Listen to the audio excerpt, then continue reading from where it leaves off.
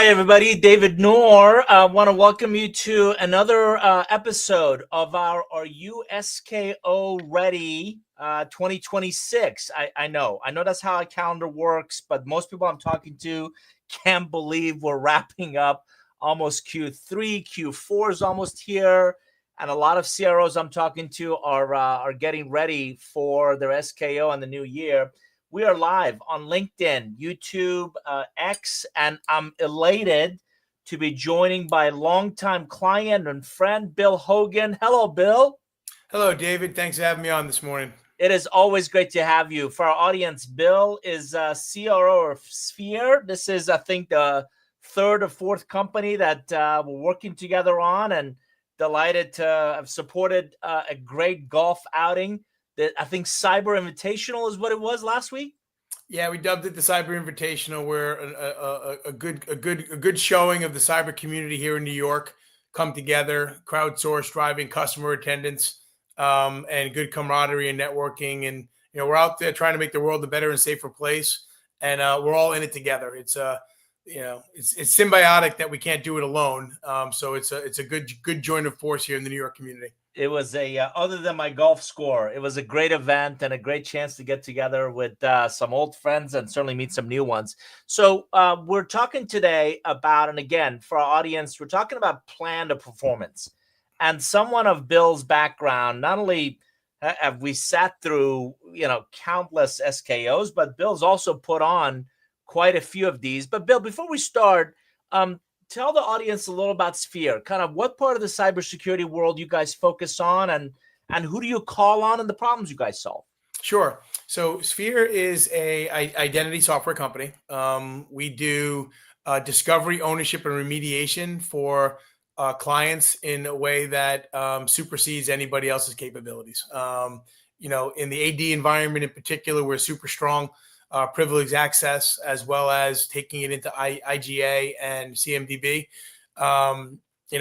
The recent acquisition of CyberArk by Palo Alto is really, jettisoning identity into the pillar of the cyber landscape. I've been involved in identity now for several years. We bridge the various identity platforms. We give great visibility. We give great ownership. We do on-prem as well as in the cloud. And, our next release and where we're going is delivering more and more AI and agentic AI into the platform so we can solve, identity issues, non-human identity issues, and they're multiplying in an exponential way. And getting that under control is super, super essential. And we're at the forefront of it. You also have a fabulous CEO whom I met, Rita, at one of your events in New York. Rita is delightful and a true dynamo. She was a product of Lehman Brothers environment and had the unenviable task of being part of the team that had to kind of break apart Lehman and literally assign at the account level where the new identities would go. She took that skill set and developed a workflow, took that workflow and developed a practice and started a company. And then we saw the early companies were Wall Street firms, where she took that practice and we did a lot of AD cleanup work and built more and more automation. More and more of these accounts kind of were shoulder surfing her. And can I take that? And the light bulb kind of went off when we shifted the company into a product-based company. And, more than 70% of our revenue now is all software-based. We've automated these workflows. We do it really well. We're selling to Fortune 250 to Fortune 1000 companies. You got who's who in banking, finance, insurance, telco, healthcare, regulated industries. And this problem is only getting bigger, and we're well ahead of the competition in terms of how we're solving it. Love it. So you and I have talked about SKOs ideally as a almost like a theater play of before, during, and after. Talk about some of the biggest mistakes either you've made or you've seen other CROs make in the before, in just designing their SKO. So in the planning, what are some of the challenges that they struggle with? Underestimating the planning that's required and the attention to detail in order to really hit the mark. It's a team sport. We all have messages that we want to deliver, But the SKO is delivering at a point in time a full rally call for where you are in the industry, the message you need to deliver to your people who will then deliver to the market, and including your organization top to bottom and across all functions are super, super important. Understanding where you need to meet people and what message needs to be heard, how it needs to be heard, different mediums by which it can be delivered, and including partners and customers and other people's perspectives, other than thinking that you just have all the answers. It's really a team sport, and attention to detail is key. And I couldn't agree more. A lot of leaders, I talk about, 20-pound bag in a 5-pound box. There's so much you want to cover, and you want to cover it all. And by day or 2 or 3 of this thing, people, eyes are glazing over because they've been drinking from the fire hose. And the planning that goes into it becomes such a again, a heavy lift that I couldn't agree more. A lot of people, unfortunately, kind of underestimate what it takes. So how do you you have to have some objectives. How do you set really clear objectives, Bill, that aren't overwhelming, but really marshal the group to focus on tying, obviously, the revenue outcomes from this investment of time and effort together? Sure. For my own personal messaging, you always try to net it out. I always try to net it out into 3 areas. Like what do you want them to know? Like, how do you want them to feel? And then what do you want them to do? Right. And like the knowledge piece we get buried in. Right. And I do think a big piece of good preparation, like really good preparation and thorough preparation, solves 50% of the battle. Right. But once you produce all the material and have all the information that you want them to know, you have that. You don't have to jam it all on them in the moment at the SKO, because how do you want them to feel? Like, you want them to feel inspired.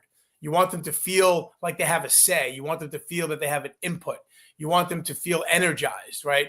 So if you just death by PowerPoint over 3 days, that human touch, whether you're doing it virtually or in person, you can't lose sight of that. And then the very important piece is, what do you want them to do? What is the call to action, right? And there should be an overarching call to action. And then for each of the different buckets that you kind of break it down to, it should tie back into the overarching call to action. And there should be specific, simple, what are the 2 or 3 things you're going to do that make it actionable and doable? For our audience, if you just joined us, you're listening to Bill Hogan, CRO of Sphere, and we're talking about not only are you just SKO 2026 ready, but how do you tie that plan to performance? How do you tie it into execution? So Bill, talking about that, I love that, right? That what do you want them to know? What do you want them to feel? What do you want them to do?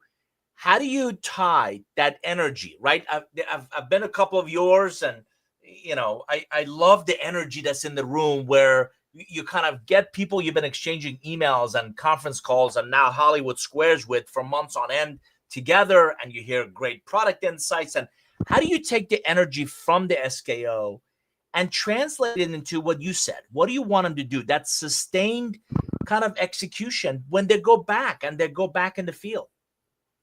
So I think the empowerment piece is key.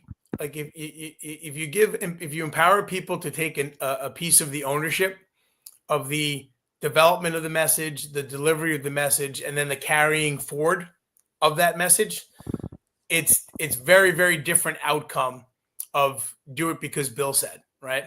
Like, if we're only going to get out of an effort like this what my mind and my experience brings to the table, I would have failed in my objective. Like I'm only as good, and we're only as good as the collective contributions of the organizations that I'm responsible to lead, and the ecosystem that we pull in together to harbor and really accelerate what we're trying to get done as a team. So that empowerment piece, that really listening, really making people part of the program, and then incorporating their thoughts, their ideas, and their energies into it. They have that ownership.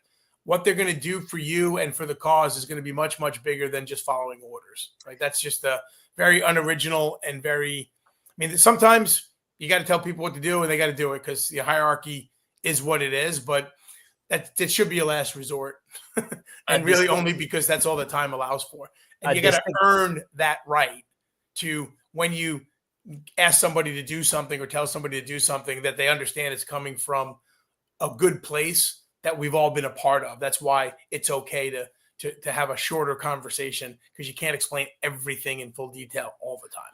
I distinctly remember Leon at Security Scorecard and Wendy in your last role, and how they took, the key messages, key ideas that, we shared at SKO, and they absolutely did that. Took it and they figured out how to reinforce it over the next several quarters to keep driving that conversation forward. So I couldn't agree more in that.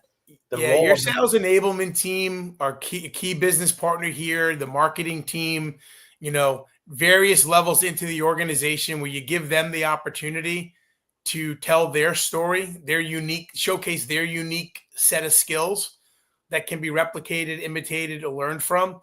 That's powerful. People want to see that. And they get inspired by their peers. So it's good stuff. You and I have talked about this, that I've always believed, Bill, that motivation is intrinsic. It has to come from within each of us. We can certainly, and you said it, we can inspire, we can educate, we can really provide that boost, that enablement. So how do you balance that inspiration with enablement, with accountability in the agenda, right? You've got 2 days, you've got 3 days with this team. Everybody wants that time. All right, David, you froze there. So I'm going to continue to go on because I see myself here in the camera. Yep. Okay. Are you back, David? I am. Can you hear me? And are you? Okay, I can hear you now. You froze for a moment there, but all good. I knew where you were. I believe I knew you were going. So I'll give my answer a shot. If I missed it, you let me know. Yeah. So I think balance is the key, right? So, like, you have to take a look back, right? Because we all learn from history, right? So there's a portion of any good SKO, which is a review of your past results.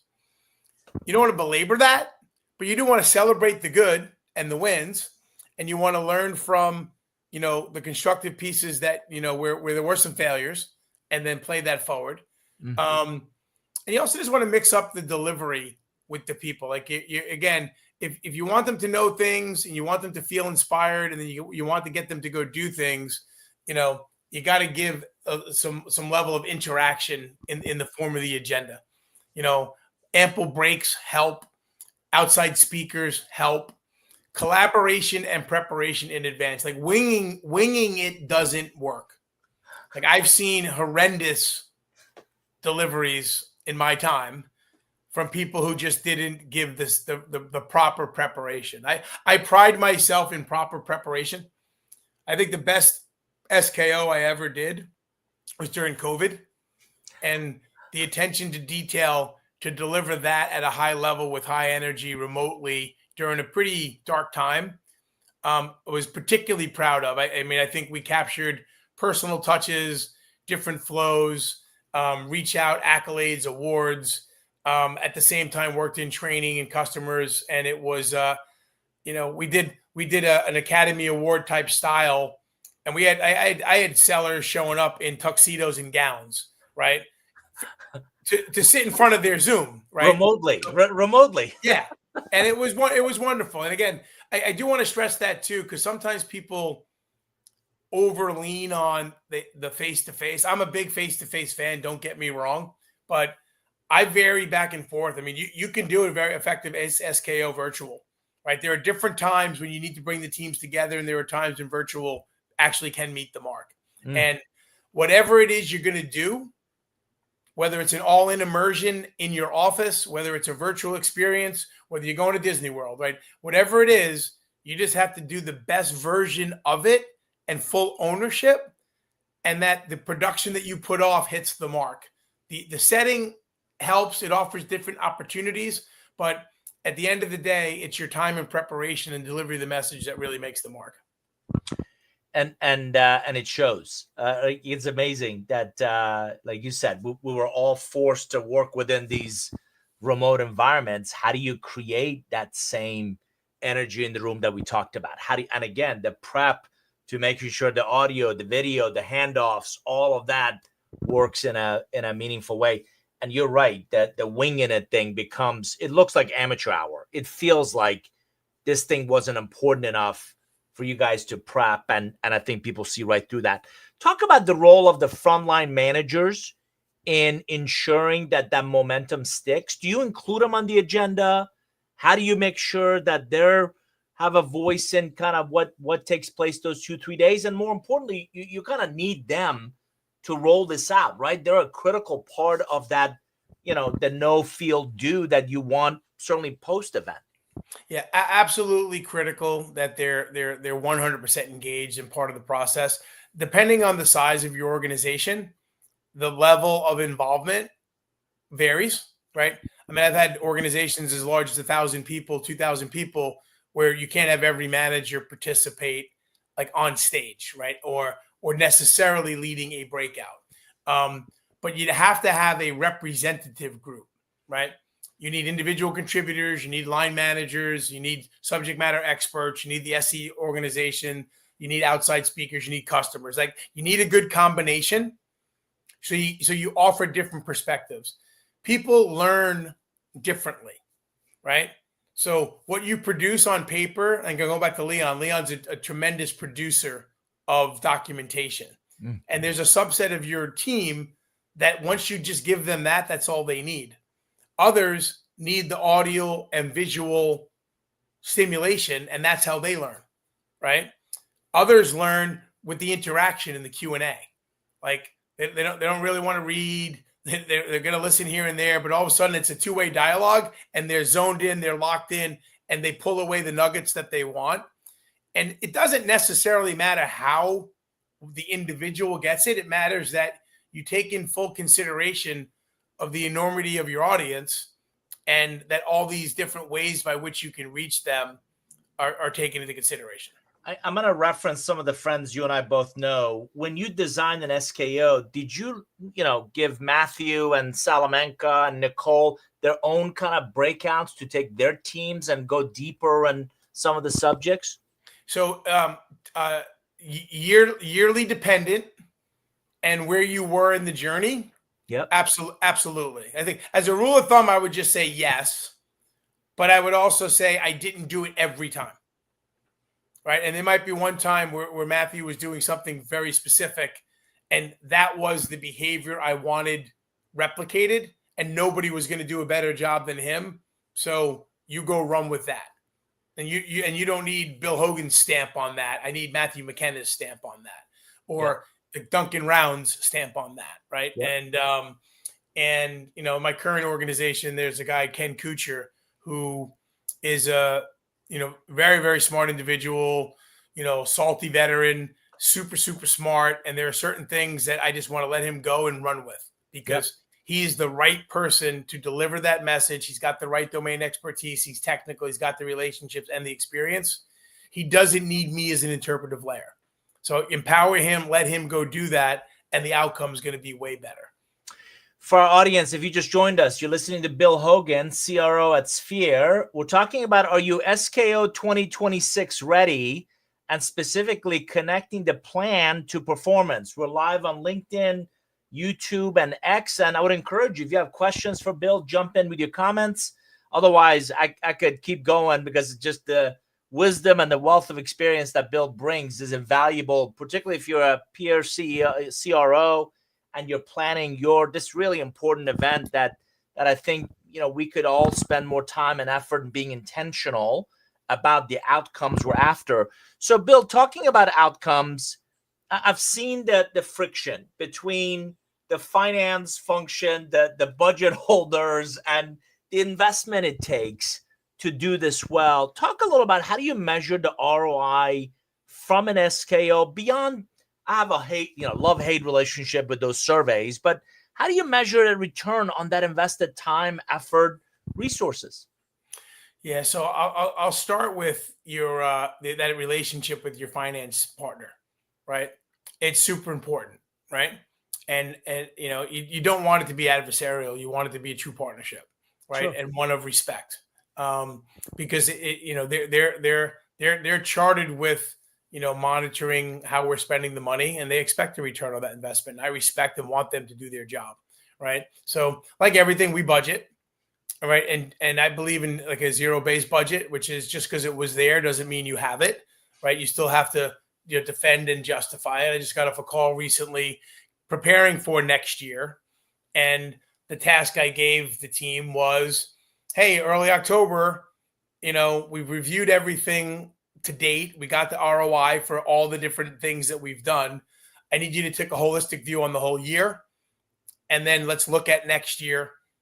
What do you want to continue? What do you want to stop? What do you want to start? Right.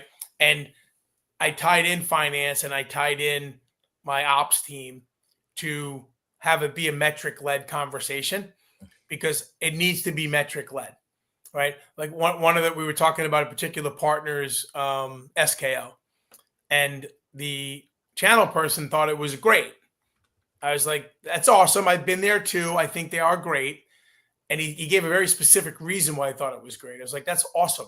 Do me a favor, go back and tell me how many deal registrations, how many opportunities, and how many deals we actually closed in that region that you thought was so great. Right? Now, depending on where you are in your journey, those numbers could be great. They could be mediocre, or they could be really poor. The other key thing here is if you're early in your journey, those numbers are probably not going to be as good as you want them to be. They're maybe never going to be as good as I want them to be. But you got to understand what's an investment and where you are in your journey as well, right? And you have to metric it. If you don't metric it, it doesn't exist, right? You have to measure what matters. Big believer in John Doerr, right? And if it doesn't have a metric and it's red, yellow, or green, and you're either over delivering on it, you're in the ballpark, or you're off. And if you're over delivering on it, the metric might have been too low. You could have just got lucky, right? So just because it's in the green doesn't mean you're great. Just because it's in the yellow doesn't mean you're mediocre. It means where you are at this time. And just because it's red doesn't mean it needs to stop. But you do need to know why it's red, right? So it's all about the why, not necessarily only about the what. And that's where that communication with your finance team is really important, because there are investments that take a longer time to return, and there's a little bit of feel. Like I say it all the time, and it's easier to sell when the numbers are good, but selling is a combination of art and science. Yep. Right. Finance teams would prefer it be all science, and the math adds up, which I respect too, because it makes all the art so much better when the math adds up. But as we both know, there's a journey here. And sometimes you need a little bit more than just straight, hard, short-term results. You got to learn from the past and make sure you're on that right journey. If you've had to cut, what have you cut in the past?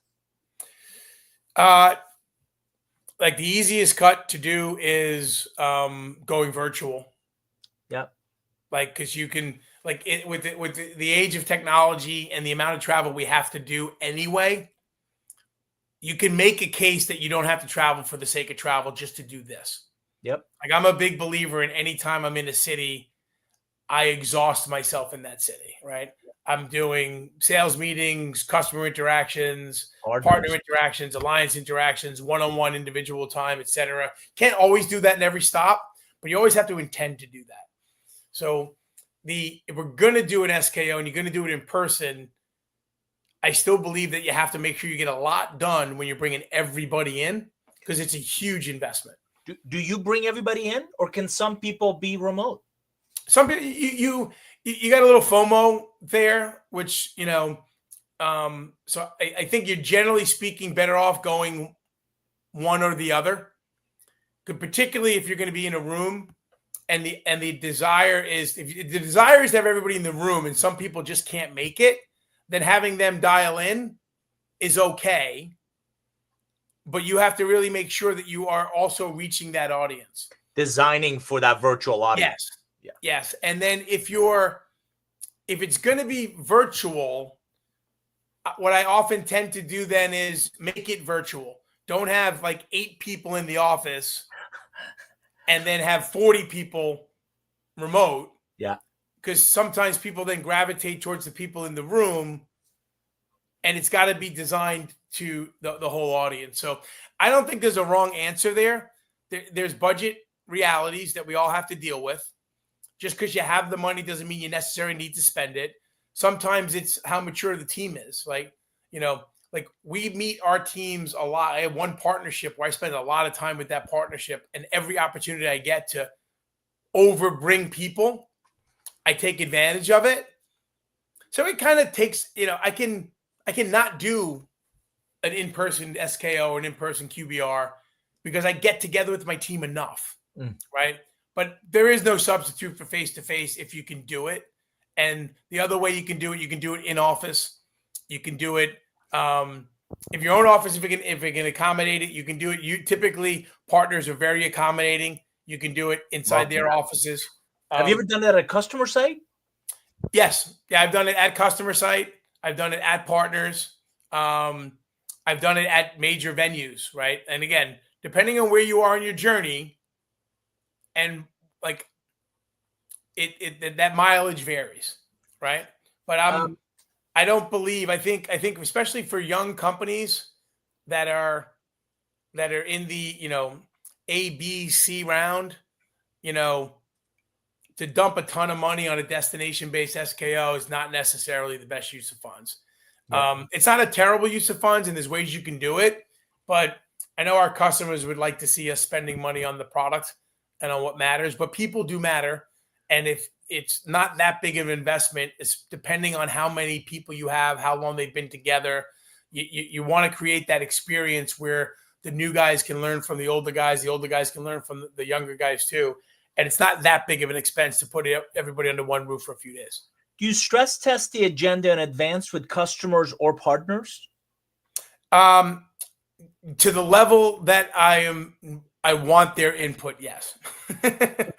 So like if it's a customer specific journey and the customers are going to be involved, absolutely yes. If it's just pressure testing material to make sure it lands right, yes, just different level of intensity there. And for the partners, everything is always partner sensitive. Like everything I do has to be able to be packaged up and delivered through the partners as well. I'm all in on the channel and always have been. Like they're a fundamental part of my fabric and my existence. So I can't do what I want to do without them. And I want them to feel that I'm a true extension of their team and vice versa. And that requires taking full consideration there and not letting sales reps or others in the organization's interpretation, which may not mirror mine, take over. In our last couple of minutes together, if you had to give one piece of advice to CROs planning their SKO 2026 today, what would you tell them? Have a plan. Have a plan, build a team, empower that team, and then have it be a cross-functional team exercise. And by the time you get to SKO, if you do that well, mission's already accomplished because the team's already come together. The team's done the planning. The team's come together on the message. And now it's just you're delivering the message, and it's the immersion experience of being together, which you can then focus on. If you don't do that first part, you're hoping a lot happens in that immersion experience, even though it would be an unintended outcome because you didn't put the work in to actually get that result. I am love the answer. I cannot believe you didn't mention, obviously bringing in David Noor as your keynote speaker would also be a good keynote speaker and or David Noor clearly would meet that category. Outside speakers, customer involvement, a partner track. But I mean, you got to have some diversity in the delivery of the message.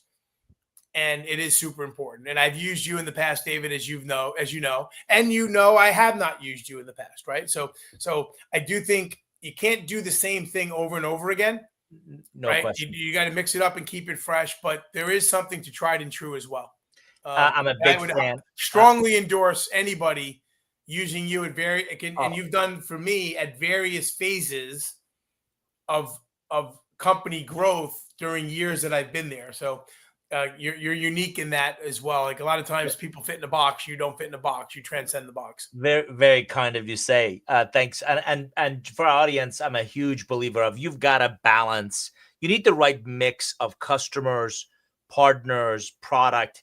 And there's a challenge and an opportunity with outsiders. The challenge is you don't live the company's issues day in, day out. You're an outsider. You're always going to. And now as an operator in building Avneer, I really feel this of you don't know what I go through day in and day out. You don't know the challenges those reps have at the edge of the business and the competitive landscape and the buying cycles that they work with. So, and again, there's some challenges an outsider. The opportunity is a fresh lens, a fresh perspective. And if what me or outside speakers bring, and I want the audience to hear this, is contextually relevant and beyond the rah of the moment, creates a sustainable, I'm going to go back to Bill, something you said, a behavior change of something we want them. In my case, it's double down on building and nurturing great relationships inside, outside the organization. So if an outsider brings a contextually relevant, insight that is sustainable long beyond the event, I think they're valuable. Otherwise, absolutely, this is a great chance for camaraderie. It's a great chance for product updates. A great chance to get closer to customers and partners. And I'm a big believer of these events as a change management platform, not just a get together for a rah-rah. Bill Hogan, CRO at Sphere, thank you for your friendship. Thank you for your support. Thank you for your insights. Always great to see you. Thanks for being here. No, pleasure. And the final note from me is, work hard, play hard, right? I mean, it can't be all about the fun, but the fun factor is important. We should be enjoying what we're doing. We're very fortunate to do what we do, but you got to put the work in. You got to put the work in to get the results on the back end, and then you got to make sure you're having a good time along the way. Absolutely. Anyway, thanks, David. My pleasure, Bill. For our audience, we're going to do these Are You SKO Ready 2026 on a regular basis, so stay tuned through LinkedIn and hope you'll join us for a future episode. Bill, make it a great week. We'll talk to everybody soon. Thanks, everybody.